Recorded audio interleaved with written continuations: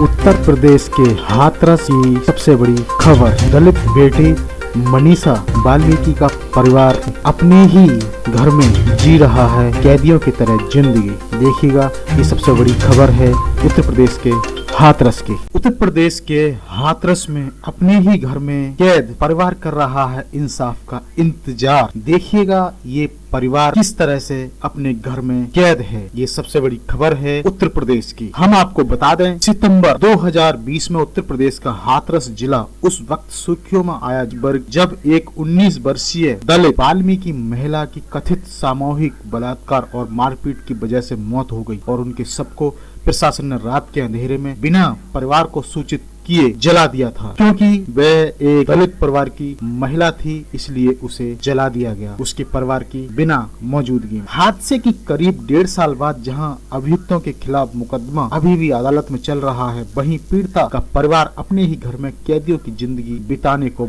मजबूर है। कैदियों की तरह जिंदगी बिताने को मजबूर है। गाँव में तथाकथित ऊंची जातियों का दबदबा है और पीड़ित परिवार के लिए यहाँ रहना एक चुनौती बन गया है। उत्तर प्रदेश विधानसभा के तीसरे चरण में हाथरस में 20 फरवरी को मतदान होना है। इस मामले का जिक्र चुनाव प्रचार में भी हो रहा है। हम आपको बता दें कि पीड़ित परिवार के 10 सदस्यों से बूलगढ़ी गांव में मुलाकात की और ये समझने की कोशिश की कि वो किस हालत में जी रहे हैं। इस परिवार तक पहुंचना आसान नहीं है। परिवार को सुरक्षा देने के लिए उनके घर पर ही केंद्रीय रिजर्व पुलिस फोर्स का पहरा लगा है और बिना सीआरपीएफ इजाजत के न घर के अंदर कोई जा सकता है और न घर से बाहर। ये परिवार बहुत ही कठिन परिस्थिति में जी रहा है। क्या इसको इंसाफ मिल सकता है? पीड़िता के पिता कहते हैं मुश्किल तो है ही, इससे ज्यादा मुश्किल और क्या हो सकती है कि हम लोग अंदर हैं, सुरक्षा में हैं, अपनी इच्छा के अनुसार कहीं भी नहीं जा सकते। तब यहाँ का माहौल आप देख रहे थे। अगर ये सुरक्षा नहीं होती तो हम लोग भी इस गांव में नहीं रह पाते। वहीं पीड़िता की मां कहती है कि एक तरह से पिछले 1.5 साल से वो जेल में हैं और साथ ही उन्हें ये भी डर सताता है कि सीआरपीएफ हटने के बाद क्या होगा। वे कहती हैं अभी तो सीआरपीएफ के लोगों की तैनाती की वजह से कोई डर नहीं है, अगर ये लोग चले गए तो हम कैसे रहेंगे। आप जान सकते हैं दोस्तों कि एक वाल्मीकि होने के कारण और एक शेड्यूल कास्ट होने के कारण किस तरह से इन लोगों को डर डर के जीना पड़ रहा है। क्या अब हमारे सामाजिक संगठन हैं वो काम नहीं आएंगे? साथ ही आपको बताते चलें, पीड़िता की मां के लिए अपनी बेटी के बारे में बात करना एक जख्म को कुरेदने जैसा है। अपनी मृत बेटी के बारे में बात करते वक्त वो अपनी आंसू रोक नहीं पाती हैं। इतनी बेदर्द घटना है ये हाथरस की। वे कहती हैं हमारी बेटी का तो मुंह तक नहीं दिखाया, हमारी झोली में भी भीख ही डाल देते, आधी रात में जला आए। पीड़िता की मां कहती है कि उन्हें उम्मीद है कि उन्हें इंसाफ मिलेगा। ये कहती हैं याद तो बहुत आती है, सबकी बेटियों को आसपास घूमते देखती हूँ, आज दुनिया में मेरी बेटी नहीं है। इस मामले में जातिवाद की गहरी खाई बीच में आ रही है। पीड़ित और आरोपी परिवारों के घरों के बीच का फासला महज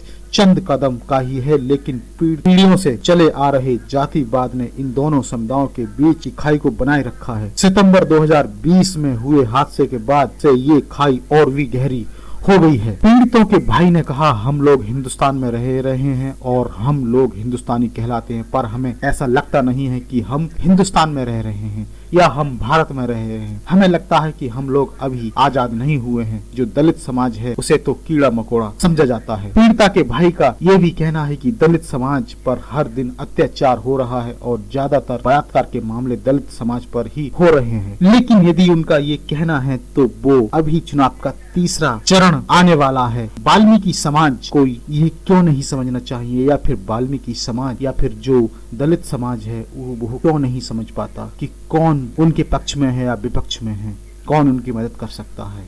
वो अभी भी इस अम्बेडकरवादी विचारधारा से क्यों नहीं जुड़ पाता। वे कहते हैं ऐसा इसलिए हो रहा है क्योंकि उनकी आवाज उठाने वाला कोई नहीं है। उठाओ तो दबाने की पूरी कोशिश करते हैं और दब भी जाती है। तो हमारा केस तो मीडिया के माध्यम से इतना हाईलाइट हो गया, पूरे प्रशासन ने कोशिश की थी केस को दबाने की। पीड़िता के परिवार का कहना है कि वो काफी दबाव में जी रहे हैं और तथाकथित ऊंची जाति के लोग के साथ उनका तनाव और बढ़ गया है। तो अब देखते हैं कि तीसरे चरण में वाल्मीकि समाज या दलित समाज की बात नहीं करूंगा, क्योंकि जाटव समाज की बात नहीं करूंगा, लेकिन मैं वाल्मीकि या फिर कोरी समाज है, खटिक समाज है, उसकी बात करते हैं। तो अब देखा जाता है कि इस तरह के बड़े दर्दनाक हादसे के बाद भी वाल्मीकि समाज कहाँ जाता है, वो सुधरेगा या फिर से उन्हीं लोगों के साथ या उसी सरकार के साथ मिलेगा। तो ये थी खबर नेशनल टाइम्स की रिपोर्ट। बहुत बहुत धन्यवाद।